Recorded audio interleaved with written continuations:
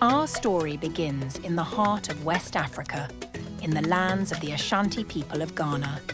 For generations, the tales of Anansi, the spider, have been passed down, woven into the fabric of their culture like the threads of a web. These stories took root in new lands, shaping folklore in the Caribbean and the Americas, becoming part of a global tapestry of storytelling. But why a spider? In Ashanti culture, Anansi is seen as a creature of patience and creativity. Like the webs he weaves, his stories are intricate, teaching us that even the smallest among us can overcome the greatest challenges, not with strength, but with wit and wisdom. So, let's dive into one such tale, an adventure of trickery, bravery, and triumph. Long, long ago, before the world was painted with laughter and tales, silence ruled the land.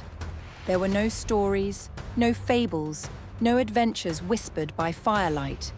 Every story belonged to Niame, the mighty sky god, locked away in his gleaming palace among the clouds. The people on Earth toiled in their quiet days, but one tiny creature dreamed of more. His name was Anansi, the spider. Small in size, yet brimming with cleverness, Anansi looked up at the sky and said, "Why should the stories stay up there? I'll bring them down for everyone." One day, Anansi spun his strongest web and climbed to Niame's palace. "Oh, great sky god," he said with a bow. "I wish to buy your stories and share them with the world." "Buy my stories?" he thundered. "They are priceless. But if you wish to try, bring me 4 things: the python, the leopard, the hornets, and the fairy. Achieve this, little spider, and my stories will be yours." Anansi, ever bold, grinned. "Consider it done," he said, and off he went, weaving a plan in his clever little mind. A dense jungle. Anansi approaches a giant python, resting on a tree branch, its scales glinting in the sunlight. First on the list was the python, long and mighty, feared by all. But Anansi wasn't afraid. Instead, he used his silver tongue to weave a trap of words. Anansi looks up at the python, feigning curiosity. "Oh, great python," he said. "The sky god says you're not as long as this branch. Surely he's wrong, but I must prove it to him." The python raises its head proudly. "Not as long? Ridiculous! Watch me." The python stretches along the branch, and Anansi quickly ties it up with a silken thread. And just like that, the mighty python became the first prize for the clever spider.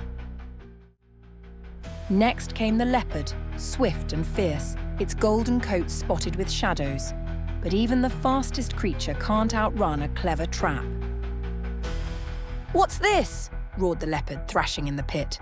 But Anansi, quick as a flash, spun his web and secured the beast. 2 down, 2 to go.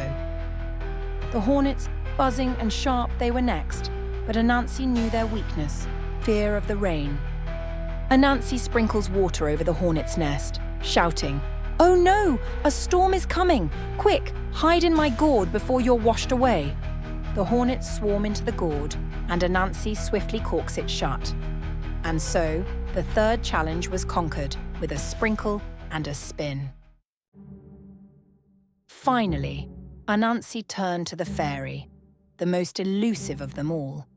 But Anansi knew her vanity and her temper. He fashioned a doll coated in sticky sap and offered it a bowl of yam paste. The fairy appears intrigued. She speaks to the doll, but it remains silent. She says, "Why won't you share?" Frustrated, she slaps the doll, and her hand sticks fast. She struggles, slapping with her other hand, which also gets stuck. With the fairy trapped, Anansi's collection was complete. He carried his prizes to the sky god, his 8 legs dancing with triumph. Anansi stands before Niame, presenting his captives. The sky god looks down, impressed. Niame, astonished by Anansi's wit and determination, laughed heartily. "You have earned them," he said, releasing the stories to the world. Golden threads of stories float from Niame's palace, spreading across the earth. Villagers are shown laughing, crying, and sharing tales around fires. And so, the stories came to the people. Thanks to a tiny spider with a clever mind and a fearless heart, the world was never silent again.